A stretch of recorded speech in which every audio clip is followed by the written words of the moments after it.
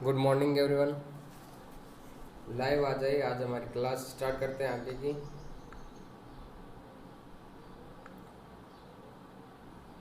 हम पढ़ रहे थे, आपके चैप्टर है 27 सेंसरी ऑर्गन के बारे में, जिसमें हमने पढ़ लिया था हमारे आंख की संरचना। आज हम पढ़ेंगे आपके कान की संरचना। कल हमने पढ़े थे जो भी आंख की संरचना के से संबंधित जो भी आपके रोग थे, उन रोगों के बारे में पढ़ा था।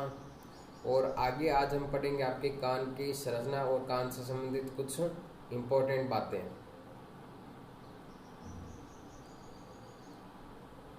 लाइव आ जाइए, फिर क्लास स्टार्ट करते हैं। कान की संरचना के बारे में पढ़ेंगे। जो भी नए जुड़ रहे हैं इस चैनल पे, वो इस चैनल को लाइक शेयर एंड सब्सक्राइब जरूर करें। और लाइव आते ही एक बार इस वीडियो की जो भी लिंक आप ग्रुप में सेंड कर दीजिए।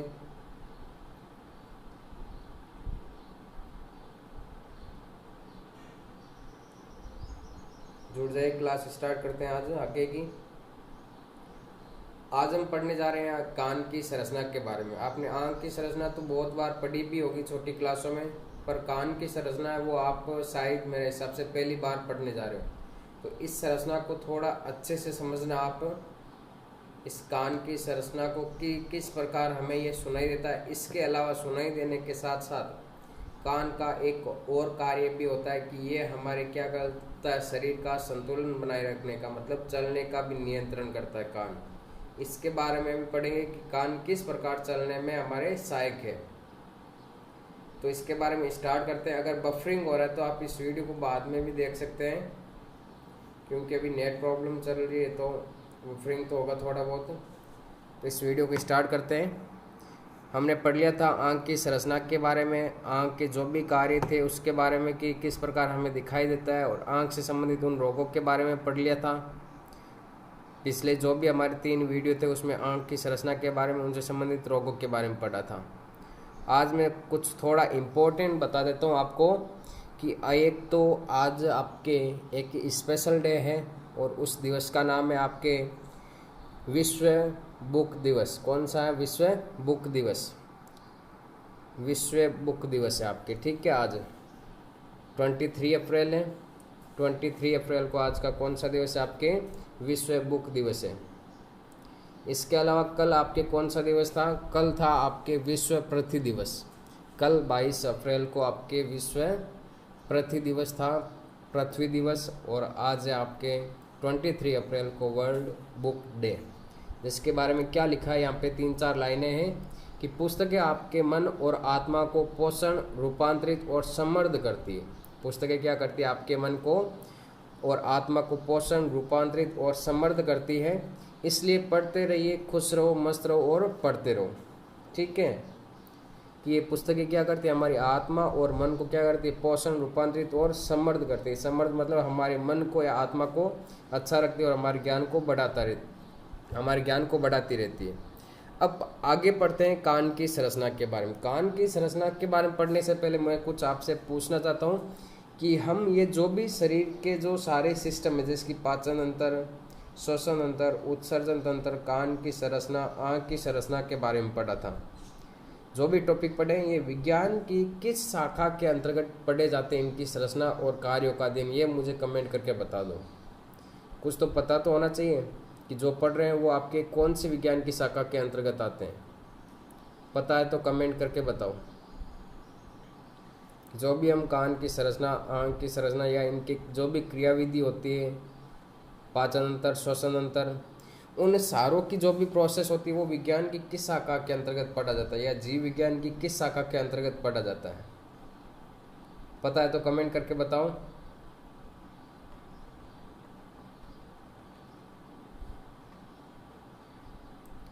कमेंट कीजिए फटाफट। नहीं पता है तो मैं बता रहा हूँ फिर आपको।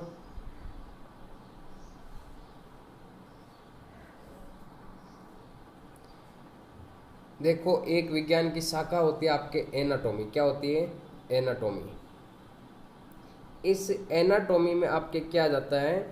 शरीर के जो भी आपके सारे सिस्टम है, जैसे कि आपके digestive system, respiratory system, excretory system, इन सारों के बारे में अध्ययन किया जाता है विज्ञान की जिस शाखा के अंतर्गत, वो आपके कहलाता है एनाटॉमी। क्या कहलाता है? एनाटॉमी। एक होती है आपके फिजियोलॉजी। क्या होती है? Physio, PHYSICOLOGY, physiology. इसमें क्या किया जाता है? इनके कार्यों का अध्ययन, जो भी आपके तंत्र होते हैं, पाचन तंत्र या फिर आंख की संरचना या आंख के जो कार्य होते हैं, जैसे कि कान के कार्य, इन सारों के बारे में जो भी कार्यों का या क्रिया विधियों का अध्ययन किया जाता है वो आपके कहलाता है फिजियोलॉजी। और इनकी संरचनाओं का अध्ययन करना क्या कहलाता है? आपके एनाटॉमी कहलाता है। इतना आप ध्यान में रखना, ठीक है। एनाटॉमी का मतलब होता है शरीर क्रिया विज्ञान, और इसका फिजियोलॉजी का मतलब होता है शरीर कार्य की, मतलब उनकी क्रिया विधियों का या कार्यों का अध्ययन करना। अब देखो आगे हमारा टॉपिक है कान की संरचना के बारे में, कि कान की संरचना में फर्स्ट नंबर आपके है कि एक तो हम पढ़ेंगे इसमें कान की संरचना। कान की संरचना के अलावा इसमें हम पढ़ेंगे सुनने की क्रियाविधि, कि किस प्रकार हमें ये कान सुनने में मदद करते हैं। और एक आपने सुना होगा कि ये कान क्या करते हैं? हमारे शरीर का संतुलन बनाए रखते हैं। तो आज उसके बारे में जो भी आपके डाउट है उसको भी क्लियर करेंगे कि ये किस प्रकार के शरीर का संतुलन बनाए रखने में सहायक होते हैं, ठीक है। तो सबसे पहले स्टार्ट करने जा रहे हैं कान की संरचना। ये आपके सामने एक कान का डायग्राम है, आप इसको पहले अच्छे से समझना कि कौन कौन से भाग है। इसके बाद में हम एक एक भाग के बारे में आराम से समझेंगे। तो इसमें सबसे पहले जो आपके ये बाहर वाला है, यहाँ पे कान की संरचना है, जो बाहरी होते हैं ये संरचना बाहर वाली, इसको बोलते हैं आपके कर्ण पल्लव। क्या बोलते हैं? बाहरी संरचना को कर्ण पल्लव, या इंग्लिश में बोले तो इसे बोलते हैं पिना। क्या बोलते हैं? पिना। या आप इसे क्या बोल सकते हैं? ओरिकल। या तो आप इसको क्या बोल सकते हैं? पिना, या फिर आप इसको क्या बोल सकते हैं? कर्ण पल्लव। क्या बोल सकते हैं? कर्ण पल्लव। ये इतनी संरचना, मतलब बाहर वाला जो ये आपकी संरचना है। आज चैप्टर नहीं, आज पूरा नहीं होगा महावीर, आज सिर्फ हम कान की संरचना के बारे में देखेंगे, कल इसकी क्रियाविधि पढ़ेंगे। सिर्फ आज इसके जो भाग है उन भागों को समझेंगे कि ये किस प्रकार ये आपके भाग व्यवस्थित होते हैं। अगर आज पूरा एक साथ में कर लिया तो आपको समझ में नहीं आएगा, तो इसको थोड़ा थोड़ा करेंगे। 3 आपके भाग बना देंगे, इसके 3 पार्ट हो जाएंगे तो अच्छे से समझ में आएगा। कान की संरचना में जो बाहर वाला भाग है, ये भाग आपके क्या कहलाता है? ओरिकल, कर्ण पल्लव, या क्या कहलाता है? आपके पिना कहलाता है। क्या कहलाता है? पिना। फिर बाद में ये जो आपके यहाँ पे संरचना पाए जाते हैं इतनी सी कान में, इसकी मैं 3D स्ट्रक्चर भी बताऊंगा, आपको टेंशन मत लो। ये आपकी ये जो संरचना पाई जाती है, ये संरचना कहलाती है आपके बाह्य कर्ण कुहर। मतलब बाहर में की जो गुहा होती है कान में, ये बाहर की जो गुहा होती है कान में, ये कहलाती है आपके बाह्य कर्ण कुहर।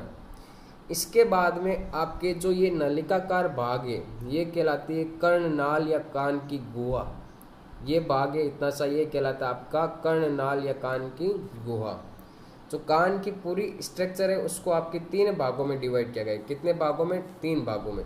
कि बाहर से लेकर ये इतनी संरचना है आपके, ये कहलाती है आपके बाह्य कर्ण। क्या कहलाती है? बाह्य कर्ण। और इसके बाद में जो आपकी ये बीच का इतना सा भाग है, ये इतना सा भाग, ये आपके डिवाइड किया गया है किसमें? मध्य कर्ण में। और पीछे का ये भाग है सारा, ये भाग आपके डिवाइड किया है किसमें? डिवाइड किया गया है अंतःकर्ण में। धीरे धीरे समझो, समझ में आ जाएगा। ये बाहर वाली संरचना हो गई आपके ओरिकल।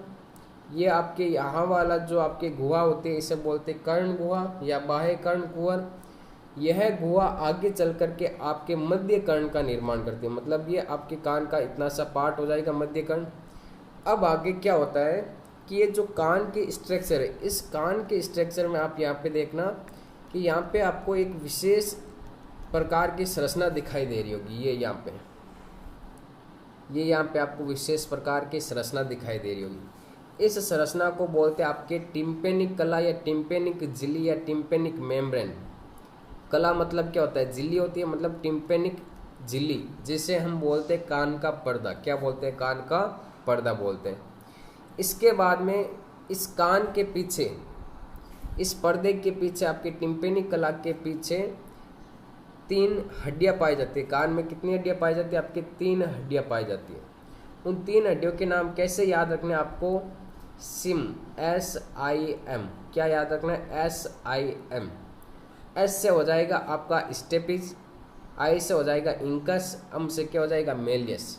अब इसमें ध्यान रखना, आप इसको सिम पढ़ो तो इसको उल्टा पढ़ना है, ऐसे MIS उल्टा पढ़ना, ठीक है। मिस क्या पढ़ना है आपको, मिस पढ़ना है। मतलब सबसे बाहर की ओर जो हड्डी होती है, इसकी मैं संरचना बताऊंगा अच्छे से एक बार समझ लो। हाँ सिम, पर आपको इसको क्या पढ़ना है, उल्टा पढ़ना है, मिस, ठीक है। M से हो जाएगा मेलियस, I से हो जाएगा इंकस और S से हो जाएगा स्टेपिज। सबसे लास्ट में सबसे अंदर कौन सी होती है आपके स्टेपिज, सबसे लास्ट में कौन सी हो जाएगी स्टेपिज, और सबसे पहले होती है वो होती है आपके M से हो जाएगी मेलियस, और बीच में जो हड्डी होती है वो कौन सी होती है इंकस। हाँ रिस मैंने क्लास में बताया था, सब क्लास में बता रखा है ना। देखो यहाँ पे वापस आप समझना कि जो आपके 3 हड्डियाँ पाई जाती है कौन कौन सी होती है आपकी, सबसे बाहर की ओर कौन सी होती है, सबसे पहले कौन सी आती है आपकी मेलियस, मेलियस के बाद में कौन सी आती है इंकस, इंकस के बाद में कौन सी आती है स्टेपिज, या इसे स्टेप्स भी बोल सकते हैं। तो क्या हो गया MIS, शॉर्ट में क्या हो गया इसका आपके MIS हो गया। इसमें से जो आपकी सबसे कमज़ोर हड्डी, शरीर की सबसे कमज़ोर हड्डी कौन सी हो जाएगी, स्टेपिज हो जाएगी। अगर आपको पूछे एग्जाम में कि सबसे कमज़ोर हड्डी कौन सी शरीर की, तो या छोटी हड्डी वो कौन सी हो जाएगी आपके स्टेपिज हो जाएगी, ठीक है। इसकी अलग से हम स्ट्रक्चर भी पढ़ेंगे अब, इसकी मेलियस, इंकस और स्टेपिज की। ये हो गई आपके कान में कितनी हड्डियाँ पाई जाती है, 3। ये तीनों हड्डियों का जो यहाँ पे ये पार्ट है, ये पार्ट आता है मध्य कर्ण में। किस में आता है आपके मध्य कर्ण में। फिर इस कान के जो हड्डियों के बाद में अगली संरचना आती है आपके विशेष प्रकार की संरचना। इसको अच्छे से देखने में थोड़ा जूम कर रहा हूँ यहाँ पे, कि यहाँ पे आपके ये वलय पाए जाते हैं। क्या पाए जाते हैं, वलय। ये देखो यहाँ पे आपको इसमें 2 दिखाई दे रहे हैं, इसमें टोटल वलय होते हैं 3 वलय होते हैं। कितने वलय होते हैं, 3। 3D स्ट्रक्चर में बताऊंगा पूरे टोटल 3। अभी आप इस संरचना को अच्छे से समझें, फिर आगे इसकी 3D स्ट्रक्चर पढ़ेंगे ना तो सारे पार्ट वहाँ पे क्लियर हो जाएंगे। ये 3 जो स्ट्रक्चर होती है, इन 3 स्ट्रक्चर को बोलते हैं आपके प्रगाण। क्या बोलते हैं हिंदी में, प्रगाण बोलते हैं, ठीक है। या इसे एम्प्यूला भी बोल सकते हैं। मतलब ये क्या करते हैं प्रगाण, आपके वेस्टिब्यूल, ये आपके जो संरचना है 3 इस प्रकार की, ये संरचना आपके शरीर का संतुलन बनाए रखने का कार्य करती है। क्या करती है, शरीर का संतुलन बनाए रखने का कार्य कौन करती है, प्रगाण करती है। प्रगाण का कार्य क्या हो गया, सिर्फ और सिर्फ क्या हो गया, शरीर का संतुलन बनाए रखने का कार्य हो गया। प्रगाण के बाद में ये आपको संरचना दिखाई दे रही होगी यहाँ पे, ये संरचना आपकी कहलाती है कोकलिया। क्या कहलाती है, कोकलिया। और इस कोकलिया के द्वारा क्या होता है, हमें सुनाई देता है। इस कोकलिया के द्वारा क्या होता है, हमें सुनाई देता है। वीडियो बफरिंग हो रहा है तो एक बार होने दो, आप वीडियो पोस्ट होने के बाद में वापस देख लेना, क्योंकि अभी नेट प्रॉब्लम चल रही है तो ये सारा सिस्टम अच्छे से नहीं चल रहा है। एक बार चलने दो इस वीडियो को, आप बाद में देख लेना, अपलोड होने के बाद में देख सकते हो इस वीडियो को अच्छे से, बाद में बफरिंग नहीं होगा। ये तो हो गए आपके कोकलिया। मतलब ये कोकलिया क्या करता है, ये सुनने के लिए सहायक होता है। और जो आपके 3 वलय पाए जाते हैं अर्धचंद्राकार, ये वलय क्या करते हैं, शरीर का संतुलन बनाए रखने का कार्य करते हैं। अब इतनी संरचना होने के बाद मैं आपको इसकी 3D स्ट्रक्चर बता देता हूँ। 1 मिनट वेट करना।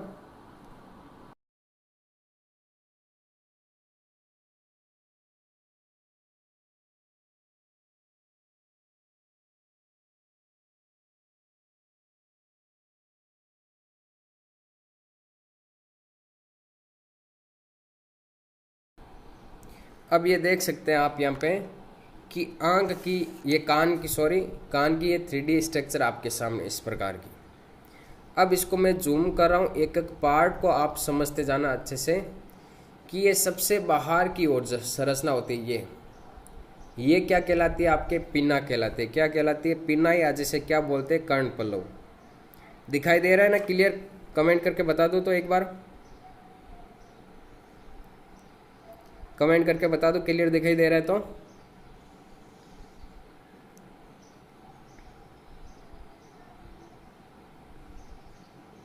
कमेंट करके बता दो क्लियर दिखाई दे रहा है तो। इसकी संरचना पढ़ते हैं अच्छे से फिर। ओके ठीक है, बफरिंग हो रहा है तो आप बाद में देख लेना वीडियो, ठीक है, पोस्ट होने के बाद में, क्योंकि अभी नेट प्रॉब्लम चल रही है ना, इसकी वजह से नहीं हो रहा अच्छे से। अब देखो ये बाहर की ओर जो संरचना होती है ये कहलाती है आपके कर्ण पल्लव। ये हो जाएगी आपके कर्ण गुहा, ठीक है। इसके बाद में ये जो आगे की संरचना है आपके, इसमें ये संरचना आपके हो जाएगी कान की गुहा। ये पूरी की पूरी संरचना, 1 मिनट थोड़ा, ये संरचना यहाँ पे, ये संरचना क्या हो जाएगी, कान की गुहा।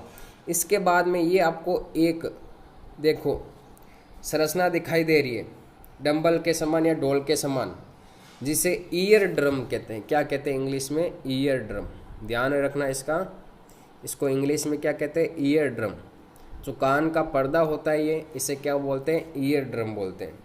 ईयर ड्रम के बाद में अगली संरचना आपके, इसके पीछे देखो ये आपको 3 हड्डियां दिखाई देगी। इसको मैं अच्छे से व्यवस्थित कर देता हूँ। ये देखो अब इसमें आपको 3 हड्डियां दिखाई दे रही है यहाँ पे।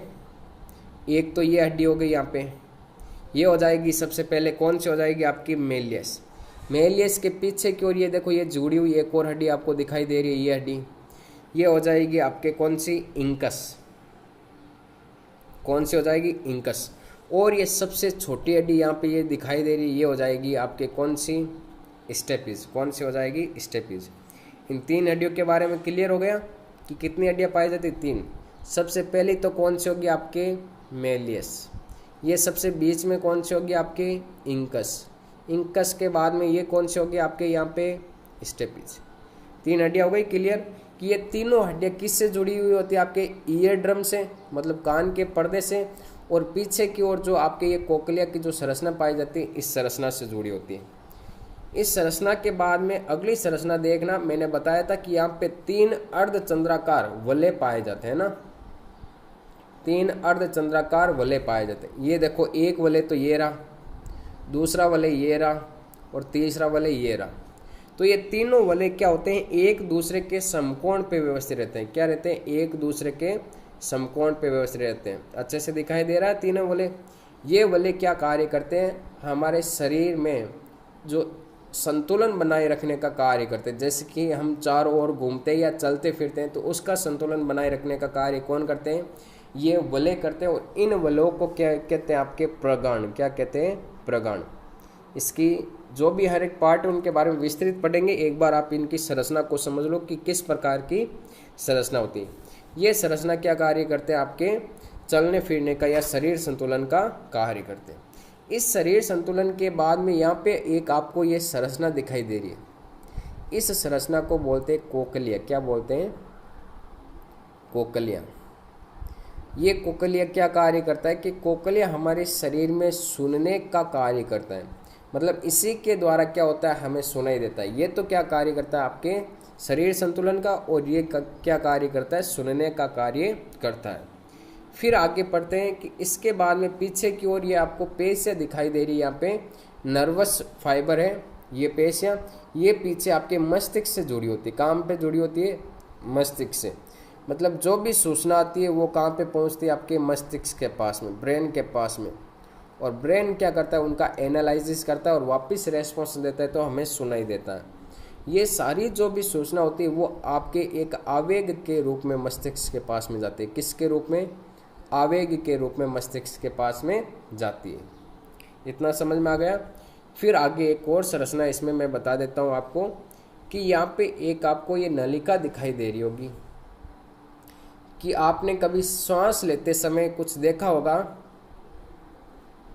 श्वास लेते समय या कुछ ऐसी हलचल करते समय आपने देखा होगा कि हमारे कान के पर्दे पर भी कुछ इफेक्ट पड़ता है ना। कुछ हलचल करते समय देखा होगा कि कुछ इफेक्ट हमारे कान के पर्दे पर भी पड़ता है, कानों पर भी पड़ता है। तो वो जो भी इफेक्ट पड़ता है वो पड़ता है इस नलिका के द्वारा। इस नलिका को कहते हैं यूस्टेचियन नलिका। क्या कहते हैं, यूस्टेचियन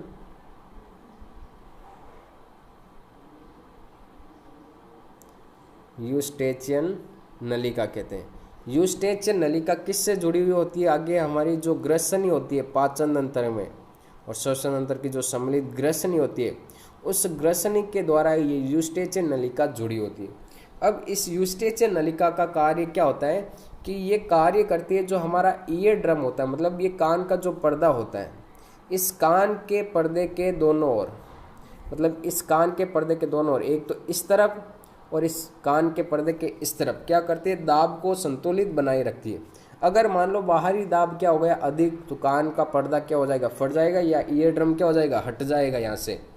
या फिर आपके ये इधर से आपके क्या हो गया, दाब बढ़ गया, तो क्या होगा, ये कान का पर्दा या जो ईयर ड्रम होगा वो हट जाएगा। तो ये यूस्टेचियन नलिका क्या कार्य करते हैं, इस कान के पर्दे के दोनों ओर, इस ईयर ड्रम के दोनों ओर क्या करती है, दाब को समान बनाए रखती है। क्या कार्य करती है, दाब को समान बनाए रखती है।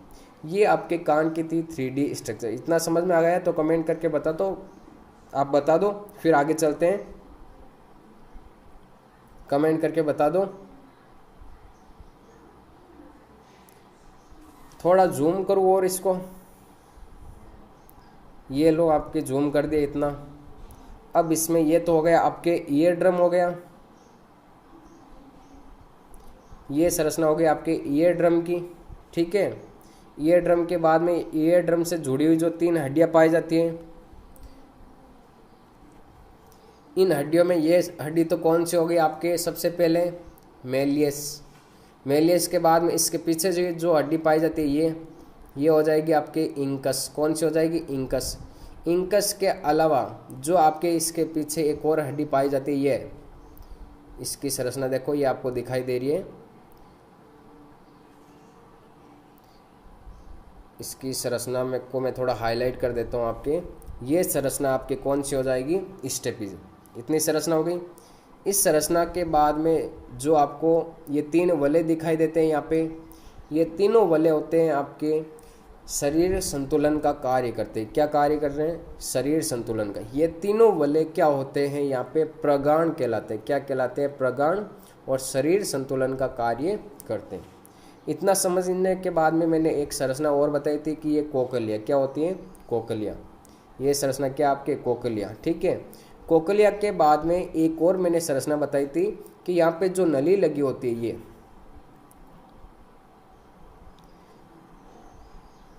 यहाँ पे जो ये नली लगी होती है, ये नली कहलाती है आपके यूस्टेचियन नलिका। क्या कहलाती है, यूस्टेचियन नलिका। अरे इनके हर एक पार्ट के बारे में हम अच्छे से पढ़ेंगे। एक बार मैं इनको डायग्राम के द्वारा समझा रहा हूँ कि आपको फिर कठिन ना लगे, ठीक है। यूस्टेचियन नलिका। अब ये यूस्टेचियन नलिका क्या कार्य करती है कि जो ये ईयर ड्रम होता है, मतलब जो कान का पर्दा होता है, इस कान के पर्दे के ओर क्या करती है कि दाब को समान बनाए रखती है।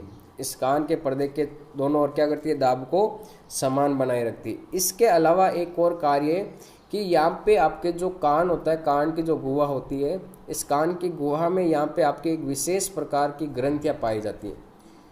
ये ग्रंथियाँ होती है सीबम ग्रंथियाँ। क्या होती है, सीबम ग्रंथियाँ। सीबम मतलब ये ग्रंथियाँ आपके एक मोम का स्त्रावण करती है। किसका स्त्रावण करती है, मोम का स्त्रावण करती है। और मोम का स्त्रावण करने के कारण ये यहाँ पे क्या होता है आपके, ये मोम क्या होता है, बहुत ही दुर्गंधदायक होता है। कैसे होता है, दुर्गंध देता है, जिसके कारण क्या होता है कि कान में कोई भी आपके इंसेक्ट नहीं जाते हैं। जो मोम होता है वह यहाँ पे वो बहुत ही दुर्गंधदायक होता है, और वो क्या करता है, कोई भी इंसेक्ट कान में नहीं जा पाता। तो वो क्या करता है, कान की सुरक्षा करता है। तो कान की सुरक्षा कौन करता है, मोम करता है, जो सीबम ग्रंथियों के द्वारा यहाँ पे स्रावित होता है। संरचना समझ में आ गई। अब तो कमेंट करके बता दो समझ में आ गई तो फिर आगे चलते हैं।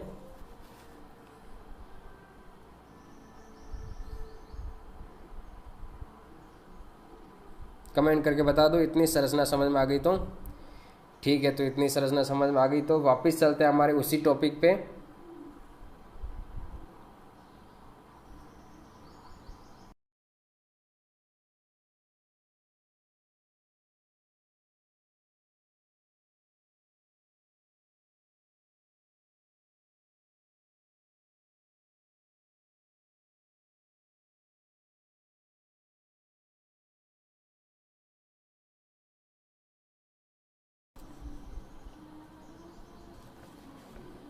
वीरेंद्र क्या लिखा है तूने, अगर किसी को सुनाई नहीं देता है तो कान के ऑपरेशन में क्या करते हैं ना। अब देखो कान के ऑपरेशन में क्या होता है कि जो आपके यहाँ पे ये 3 हड्डियाँ पाई जाती हैं, जो मैंने 3 हड्डियाँ बताई थी यहाँ पे, इन हड्डियों में क्या होता है, या तो ये क्या होता है यहाँ से अधिक अगर दाब ज़्यादा हो जाए आपके, कि यूस्टेचियन नलिका के द्वारा क्या हो जाए, दाब ज़्यादा हो जाए। अगर दाब ज़्यादा होगा तो यहाँ पे क्या होगा, या तो ये जो हड्डियाँ होगी, ये हड्डियाँ क्या हो जाएगी, अपने स्थान से थोड़ा बहुत क्या हो जाएगी, हट जाएगी, या जो ईयर ड्रम होगा ये क्या हो जाएगा, हट जाएगा। अभी हम इनके कार्य पढ़ेंगे कि ईयर ड्रम क्या कार्य करता है, किस प्रकार से हमें सुनाई देता है, तो उस समय ये सारा क्लियर हो जाएगा। ठीक है, इसमें जो प्रॉब्लम होती है वो क्या होती है, या तो इस ईयर ड्रम में हो सकती है, या फिर ये कान की जो आपके 3 हड्डियां पाई जाती है उनमें क्या होती है कि अव्यवस्थित हो जाने से या दाब अधिक बढ़ जाने से अव्यवस्थित हो जाता है, जिसके कारण कान के ऑपरेशन में क्या करते हैं कि जो पर्दा होता है उसको वापस सुव्यवस्थित ढंग से यहाँ पे लगाते हैं। ये पर्दा बहुत ही नाजुक सा होता है और यहाँ पे एकदम इन हड्डियों के द्वारा तना हुआ रहता है। इतनी संरचना पढ़ने के बाद में मैं आपको जो आपके ये 3 हड्डियाँ थी, इन 3 हड्डियों की यहाँ पे संरचना बता रहा हूँ। ये आपके हड्डियाँ यहाँ पे एक तो मेलियस के बाद में ये स्टेपिज के बाद में ये संरचना कौन सी हो जाएगी, इंकस की हड्डी। अब इस इंकस की संरचना स्टेपिज और मेलियस में आप देखना कि जो मेलियस की हड्डी है ये आपको एक हथौड़े के समान दिखाई दे रही है, तो इसकी संरचना होती है एक हथौड़े के समान। किस प्रकार की संरचना होती है, हथौड़े जैसी संरचना। कौन सी हड्डी की होती है, आपके मेलियस की। कौन सी हड्डी की, मेलियस की। इसके अलावा ये संरचना आपको दिखाई दे रही है घोड़े के नाल के आकार की या जीन रकाब के आकार की। जब आप घोड़े पे कभी बैठे हो तो वहाँ पे एक पैर रखने के लिए इस प्रकार की एक संरचना लगी होती है, लोहे की बनी हुई कुछ, तो उस प्रकार की इसकी संरचना है आपके स्टेपिज की। तो इसीलिए इसे क्या बोलते हैं, घोड़े के जीन की रकाब के आकार की कौन सी हड्डी होती है, आपके स्टेपिज। हथौड़े के आकार की कौन सी हड्डी होती है, आपके मेलियस। और जो आपके इंकस हड्डी है, इस इंकस हड्डी का जो आकार होता है वो निहाई के आकार। निहाई मतलब क्या होता है कि आपने कभी जो जूते चप्पल वगैरह जो ठीक करते हैं, जूते चप्पल जो ठीक करते हैं, उनके पास में एक विशेष प्रकार का लोहे का एक ऐसी संरचना रहती है। इस प्रकार के देखो आपको इसकी संरचना दिखाई दे रही है, जिसके द्वारा क्या करते हैं, वो जूते चप्पल ठीक करता है ना। इस प्रकार की जो संरचना रहती है, इस प्रकार की संरचना दिखाई दे रही है। तो मेलियस है उसकी तो आपके संरचना हथौड़े के जैसी, जो आपके स्टेपिज है उसकी संरचना आपके घोड़े के जीन के रकाब के जैसी, और जो आपके इंकस है उसकी संरचना किस प्रकार की दिखाई देती है, आपके निहाई के आकार की दिखाई देती है। ये आपके 3 हड्डियाँ होती हैं। इन 3 हड्डियों की संरचना देख ली और ये किस प्रकार जुड़ी होती है ये भी मैंने आपको बता दिया। अब वापस हमारा जो टॉपिक था, उस टॉपिक में कान की संरचना में आपके जो अलग अलग पार्ट हैं उन पार्टों के बारे में पढ़ते हैं। सबसे पहले देखो यहाँ पे है आपके कान के कितने भाग होते हैं। तो कान के कितने भाग होते हैं, टोटल आपके 3 भाग होते हैं। कितने भाग होते हैं, 3। अब 3 भागों में सबसे पहला भाग है आपके बाह्य कर्ण का भाग। हाँ सुखराम जी, राम राम राम राम। अब यहाँ पे क्या होता है, कान के 3 भाग होते हैं। एक तो बाह्य कर्ण, एक कौन सा होता है मध्य कर्ण, एक कौन सा होता है आपके आंतरिक कर्ण। 3 भाग हो गए। मैंने तीनों भागों को आपको अच्छे से बता दिया कि ये इतनी संरचना, यहाँ से यहाँ तक की संरचना क्या कहलाती है, आपके बाह्य कर्ण। ये संरचना कहलाती है आपकी इतनी संरचना कौन सी, मध्य कर्ण की। और पीछे जो बची संरचना वो कौन सी संरचना हो जाएगी, आपके अंतःकर्ण की।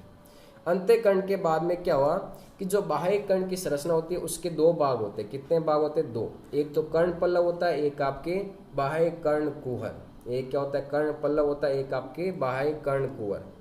अब इस संरचना को पढ़ने से पहले हम इस बाह्य कर्ण कुहर के बारे में देखते हैं कि पिना, ओरिकल, या जिसे बाह्य हम क्या कह सकते हैं, या तो कर्ण पल्लव या पिना या ओरिकल, इनके बारे में पढ़ेंगे। इसके बाद में बाह्य कर्ण कुहर के बारे में।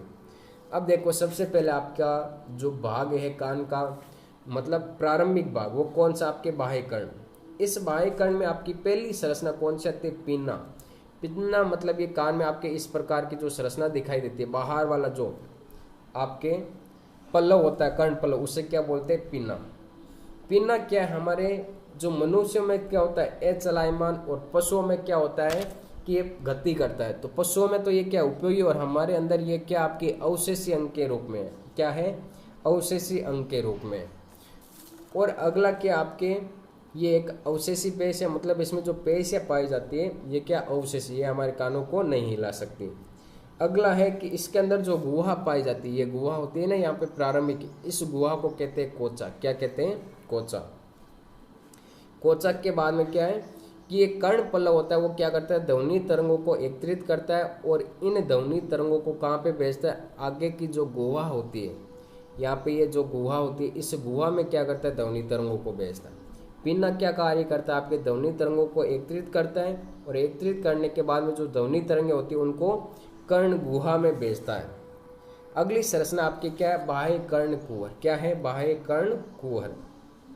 इसमें क्या होती है, ये संकरी नली कान के पर्दे तक फैली होती है। अब इसकी संरचना में देखना आप कि जो आपके बाह्य कर्ण है, बाह्य कर्ण में दो भाग हो गए, एक तो ये भाग हो गया, इसके अलावा यहाँ से लेकर ये यहाँ तक का भाग कौन सा हो गया, आपके बाह्य कर्ण कुहर हो गया। इस बाह्य कर्ण कुहर में क्या है आपके कि इसमें श्वेत ग्रंथियाँ पाई जाती है और जो क्या करती है, मोम का स्त्रावन करती है। किसका स्त्रावन करती है? मोम का। मैंने अभी बताया था कि जो ग्रंथियाँ पाई जाती है वो किसका स्त्रावन करती है, मोम का स्त्रावन करती है। और मोम का स्त्रावन करती है तो ये मोम क्या होता है, बहुत ही दुर्गंधदायक होता है। कैसा होता है? दुर्गंधदायक। दुर्गंधदायक होने के कारण क्या होता है कि जो भी इंसेक्ट होते हैं वो कान में इंटर नहीं कर पाते। तो ये क्या करते हैं मोम हमारे शरीर में कि ये कानों में क्या करते हैं, सुरक्षा का कार्य करते हैं। इंसेक्ट शरीर कान के अंदर प्रवेश नहीं कर पाते। इसके बाद में जो बाह्य कर्ण कुहर की संरचना थी, बाह्य कर्ण कुहर के बाद में अगली संरचना आपके मध्य कर्ण की। किसकी संरचना है? मध्य कर्ण। अब मध्य कर्ण की संरचना में देखना आप, सिर्फ हम इन तीन हड्डियों के बारे में पढ़ेंगे। मध्य कर्ण में आपकी ये तीन हड्डियाँ आती है जो आपकी मेलियस, इंकस और स्टेपिज होती है। इन तीन हड्डियों में देखना, सबसे पहले मध्य कर्ण में जो गुहा होती है उस गुहा को क्या कहते हैं, आपकी टिम्पेनिक गुहा। क्या कहते हैं? टिम्पेनिक गुहा। बता देता हूँ, टिम्पेनिक गुहा मतलब ये पूरा भाग यहाँ वाला क्या कहलाता है, आपका टिम्पेनिक गुहा।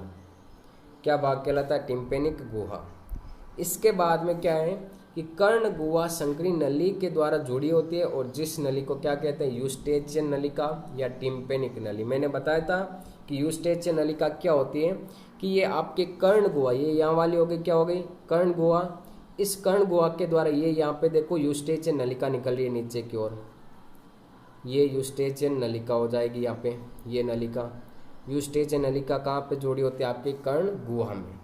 अब इसका मैंने कार्य बताया था कि यूस्टेचियन नलिका होती है कान के पर्दे के दोनों ओर समान दाब बनाए रखने का। यूस्टेचियन नलिका का कार्य क्या हो गया, कान के पर्दे के दोनों ओर समान दाब बनाए रखने का कार्य करती है।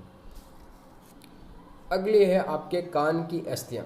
ध्यान रखना, जो मध्य कर्ण की संरचना है, मध्य कर्ण की संरचना में क्या आता है, आपके कान की अस्थियां। कैसे याद रखना? सिम से। क्या याद रखना? सिम। पर सिम के अलावा आप इसको उल्टा याद रखना, इसे मिस, बहुत ही बेटर रहेगा। मिस मतलब क्या होता है कि मतलब सबसे बाहर की ओर कौन सी पाई जाएगी, आपके मेलियस। फिर भी जो बीच में होगी हड्डी वो कौन सी हो जाएगी, इंकस। ये कौन सी हो जाएगी, सबसे अंदर की ओर स्टेपिज। मतलब ये जो बाहर की जो संरचना है, ये संरचना, ये तो कौन सी हो जाएगी, आपके मेलियस। कौन सी हो जाएगी, मेलियस। जो ये बीच की संरचना आपको दिखाई दे रही है, ये संरचना कौन सी हो जाएगी, इंकस। और ये पीछे की ओर जो संरचना दिखाई दे रही है कौन सी हो जाएगी, स्टेपिज हो जाएगी।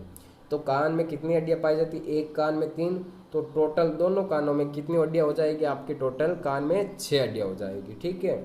अब स्टेपिज के बारे में आप ध्यान रखना, मैंने बात बताई थी कि स्टेपिज क्या होती है, कान की सबसे कमजोर और छोटी हड्डी कौन सी हो जाएगी, आपके स्टेपिज। शरीर की भी बोल सकते हैं, या कान की सबसे छोटी या आपकी कमज़ोर हड्डी कौन सी हो जाएगी, स्टेपिज। बहुत बार एग्जाम में पूछा भी जाता है, कंपटीशन के एग्जाम होते हैं उनमें, एक कान की सबसे छोटी हड्डी की कौन सी होती है, वो होती है स्टेपिज या स्टेप्स भी बोल सकते हैं। एक कान में टोटल 3 हड्डियाँ होती है, तो दोनों कानों में कितनी होगी, आपकी टोटल 6 हड्डियाँ हो जाएगी। इन जो भी हड्डियों का चैप्टर है उसमें हम पढ़ेंगे 206 टोटल हड्डियाँ। उनको मैं एक एक आपकी जो हड्डी है शरीर की वो गिन के बताऊँगा कि टोटल किस प्रकार आपके 306 हड्डियाँ होती है। अब यहाँ पे क्या होता है कि तीनों हड्डियाँ पढ़ ली हमने, एक तो स्टेपिज, इंकस और मेलियस। इन तीनों का मैंने आपको आकार भी बता दिया था यहाँ पे कि जो आपके मेलियस हड्डी होती है उस मेलियस हड्डी का आकार किस प्रकार का होता है, आपके हथौड़े के जैसा। कैसा होता है, हथौड़े के जैसा। और जो आपके स्टेपिज होती है वो होती है आपके घोड़े के जीन की रकाब। घोड़े पे बैठते हैं तो इस प्रकार का होता है वहाँ पे पैर रखने के लिए, उसे क्या बोलते हैं, घोड़े के जीन की रकाब। सेम ही संरचना है, आप देख लो यहाँ पे सेम उसी प्रकार की आपको ये संरचना दिखाई दे रही है यहाँ पे। फिर अगला होता है इंकस। इंकस मतलब निहाई के आकार की संरचना। किस आकार की संरचना? निहाई। मतलब जो मोची वगैरह होते हैं, जो जूते चप्पल सही करते हैं, उनके पास में इस प्रकार की एक संरचना रहती है लोहे की, उसके आकार की संरचना दिखाई देती है, इसीलिए इसे क्या बोलते हैं? निहाई। स्टेपिज की संरचना किस प्रकार की है? घोड़े के जीन की रकाब के आकार की। और आपके मेलियस की जो संरचना है वो आपकी किस प्रकार की है? हथौड़े के जैसी संरचना है। इतना आपको समझ में आ गया तो कमेंट करके बता दो। कान की संरचना में हमने अभी तक क्या पढ़ा था? एक तो मैंने कान के स्ट्रक्चर बताई थी आपको। कान के स्ट्रक्चर के अलावा इसके भाग देखे थे, 3 भाग होते हैं। तीनों भागों के अलावा बाह्य कर्ण के बारे में देखा था। बाह्य कर्ण के बाद में मध्य कर्ण के बारे में देखा था, जिसमें से आपको यूस्टेचियन नलिका के बारे में ध्यान रखना है।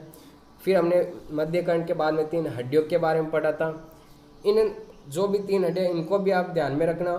अब आगे का जो पार्ट है हमारा आंतरिक कर्ण, ये बहुत ही वेरी मोस्ट इम्पोर्टेंट पार्ट है, क्योंकि इस पार्ट में हम क्या पढ़ेंगे? एक तो कि शरीर का संतुलन किस प्रकार होता है, वो संरचना आपके इसमें आएगी आंतरिक कर्ण में। और जो आपके सुनने की प्रक्रिया किस प्रकार की होती है उसको मैं अच्छे से वीडियो के द्वारा कल मैं बताऊंगा आपको, एक बहुत ही अच्छा वीडियो जिसके द्वारा आपको सारा समझ में आ जाएगा कि उसमें किस प्रकार कान के अंदर ध्वनि जाती है तरंगों के रूप में, किस प्रकार मस्तिष्क तक पहुंचती है, सारा एकदम अच्छे से वीडियो के द्वारा बताऊंगा। तो आज हमने क्या पढ़ा है? बाह्य कर्ण के बारे में, मध्य कर्ण के बारे में, और एक हमने पढ़ा है कान की संरचना के बारे में, कि कान की संरचना देख ली कि कौन कौन से भाग थे, क्या कार्य करते हैं, और बाकी के जो भी भाग है वो सारे भाग क्या पढ़ेंगे हम कल के वीडियो में पढ़ेंगे। यहाँ तक आपकी संरचना क्लियर है इस कान के बारे में? तो कमेंट करके एक बार वापस बता दीजिए, फिर मैं आपसे कुछ क्वेश्चन पूछ लेता हूँ। कुछ क्वेश्चन पूछ लेता हूँ, एक बार ये आपके क्लियर है तो बता दीजिए।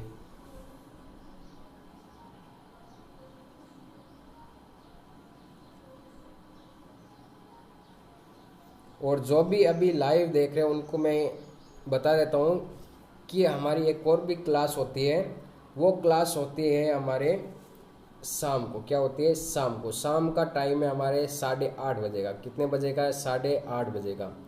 वो क्लास होती है, आप जनरल साइंस के लिए भी उसको देख सकते हैं।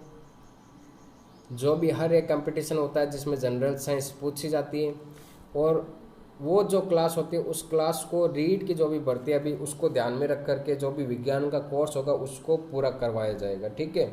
ऐसे नहीं कि हर एक कहीं से भी बीच में से टॉपिक उठा लिया, एक एक टॉपिक वाइज जैसे कि कंटिन्यू करवाया जाए, कोई भी टॉपिक बीच में नहीं छोड़ा जाएगा। ऐसा नहीं कि क्वेश्चन करवा दिए बस हो गया, सारा एकदम टॉपिक जैसे अभी समझाया जा रहा है वैसा का वैसा समझाया जाएगा।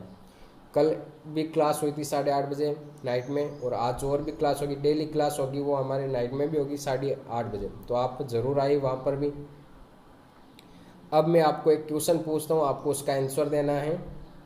क्वेश्चन है आपके सामने कि शरीर की सबसे लंबी हड्डी का क्या नाम है? शरीर की सबसे लंबी हड्डी का बताइए।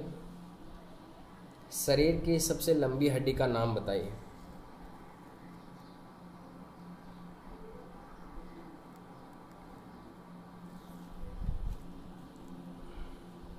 फीमर बिल्कुल करेक्ट है सुखराम जी आपका।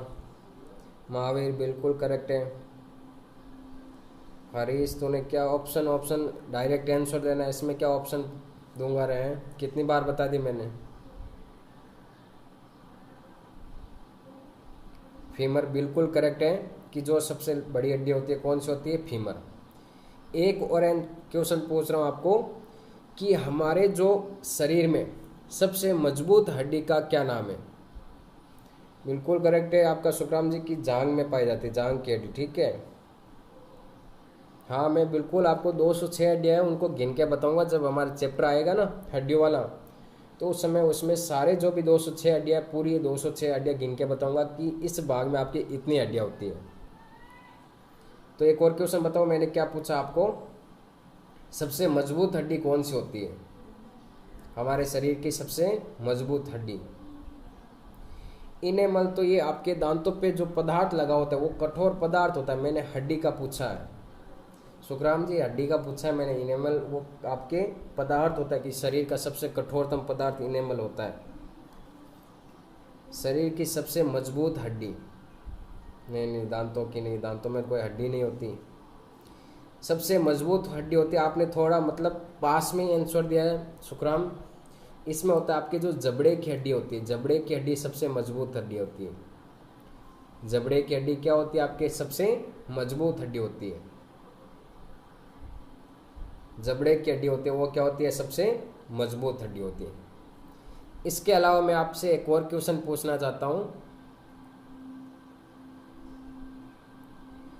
कि जो हमारे शरीर में आरबीसी का, हाँ बिल्कुल करेक्ट है सुखराम जी, आरबीसी का कब्रिस्तान किसे कहते हैं?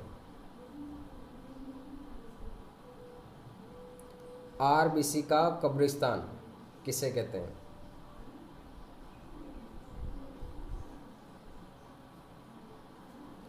आरबीसी का कब्रिस्तान किसे कहते हैं बताइए।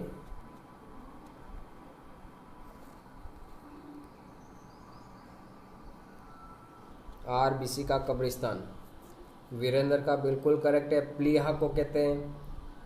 बिल्कुल करेक्ट है सुखराम जी, प्लीहा, या जिसे तिल्ली भी बोल सकते हैं, ठीक है, प्लीहा या तिल्ली, उसे क्या बोलते हैं, आरबीसी का क्या बोलते हैं, कब्रिस्तान बोलते हैं। एक और आपको मैं क्वेश्चन पूछ रहा हूं कि जो पौधों में जाइलम पाया जाता है, क्या पाया जाता है, जाइलम, ये जाइलम क्या कार्य करता है बताओ। पौधों में जो जाइलम पाया जाता है वो क्या कार्य करता है? हाँ सुखराम जी बिल्कुल करेक्ट है आपका। अब बताओ कि जो पौधों में जाइलम पाया जाता है वो क्या कार्य करता है?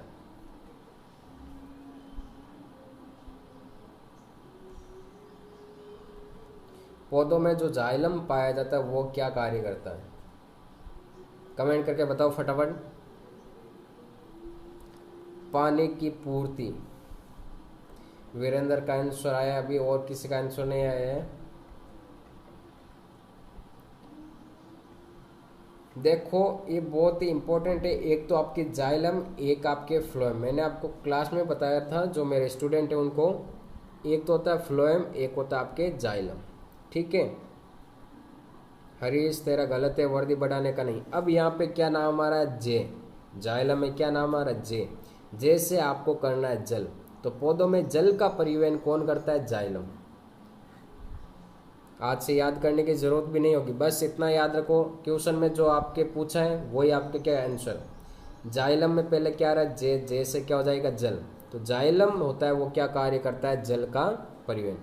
जाइलम किसका कार्य करता है, जल का परिवहन। बहुत बार पूछा भी गया है कि जो भी आपके कंपटीशन के एग्जाम होते हैं उनमें। और जो फ्लोएम होता है, यहाँ पे क्या आ रहा है, एफ नाम आ रहा है, क्या नाम आ रहा है, एफ। एफ मतलब होता है फूड, फूड का मतलब, फूड मतलब भोजन का परिवहन कौन करता है, आपके फ्लोएम करते हैं।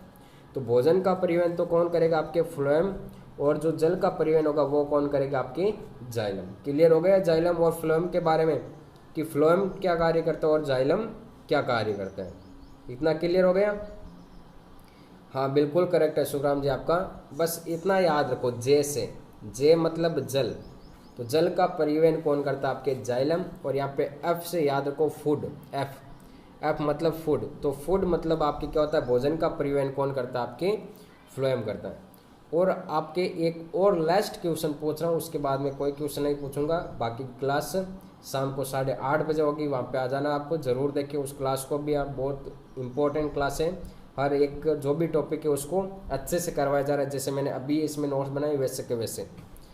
अब हमारे लास्ट क्वेश्चन पूछ रहा हूँ मैं आपको, कल भी शायद मैंने वो पूछा था, वही क्वेश्चन वापस पूछ रहा हूँ कि शरीर के सबसे लंबी कोशिका कौन सी होती है, शरीर की सबसे लंबी कोशिका,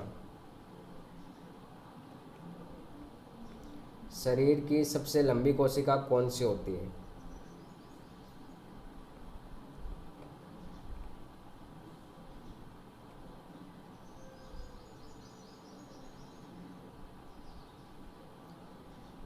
हाँ बिल्कुल सुखराम जी, धीरे धीरे होगा प्रोसेस ये सारा। शरीर की सबसे लंबी कोशिका कौन सी होती है, कमेंट करके बताओ। आज तो हम क्या ये कान की संरचना के बारे में पढ़ रहे थे, तो अभी कुछ प्रश्न पूछ भी लेते हैं डेली के लास्ट में, जैसे क्लास एंड होती है हमारी, टॉपिक होता है न्यूरॉन। बिल्कुल करेक्ट है महावीर तेरा। जैसे डेली के हमारे जो भी टॉपिक होने के बाद में क्या होंगे, 10 मिनट में आपके 10 क्वेश्चन एक्स्ट्रा और पूछ लूँगा, ठीक है। जो भी हमारी बुक्स है वो तो चलते रहेंगे, साथ में बुक्स के जो भी टॉपिक है, अध्याय है, वो तो चलते रहेंगे, और उसके अलावा जो 10 मिनट होंगे लास्ट में, उसमें ये क्वेश्चन पूछता रहूँगा, डेली के 10 क्वेश्चन। महावीर वीरेंद्र बिल्कुल करेक्ट है कि जो शरीर की सबसे लंबी कोशिका होती है उस कोशिका का नाम होता है आपके तंत्रिका कोशिका। क्या नाम होता है? तंत्रिका कोशिका। शरीर के सबसे लंबी कोशिका कौन सी है? तंत्रिका कोशिका, या इसे इंग्लिश में कहते हैं न्यूरॉन। क्या कहते हैं? न्यूरॉन। जो भी मैं आज इस कान के स्ट्रक्चर के बारे में आपको जो इंग्लिश वर्ड बता रहा हूँ, आपको उसको अच्छे से याद रखना। अब आपने यहाँ पे मेलियस पढ़ा, इंकस पढ़ा, स्टेपिस पढ़ा, ये सारे आपके इंग्लिश नाम है। हिंदी में आपको पढ़ना हो तो आप बुक से देख लेना, क्योंकि आपको इंग्लिश याद करना बेटर रहेगा, ठीक है। तो आज की क्लास मैं यहीं पे एंड करता हूँ, और जो शाम को 8:30 बजे आ जाना, लाइव क्लास होगी आपके लिए जनरल साइंस की, जो भी है। बिल्कुल करेक्ट है सुखराम जी आपका आंसर कि तंत्रिका कोशिका होता है, ठीक है। तंत्रिका कोशिका शरीर की सबसे लंबी कोशिका। जनरल साइंस की क्लास होती है, शाम को भी आइए 8:30 बजे, और अपने फ्रेंड्सों के साथ इस चैनल को लाइक शेयर कीजिए। धन्यवाद।